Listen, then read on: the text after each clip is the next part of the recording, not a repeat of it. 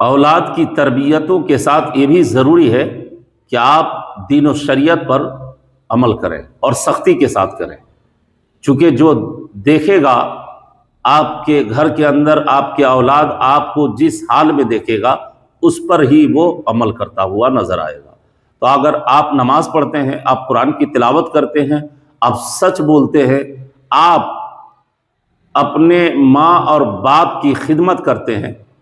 تو پھر یہ دیکھی ہوئی چیز ہے نا، تو پھر آپ کے بچے بھی آپ کی خدمت کریں گے، آپ کے بچے بھی نمازی ہوں گے، آپ کے بچے بھی قرآن مقدس کی تلاوت کریں گے، کیونکہ وہ آپ سے سیکھا ہے۔ اور سب سے بڑی تربیت یہ ہے کہ آپ خود کریں اس کام کو، نیک اعمال کو،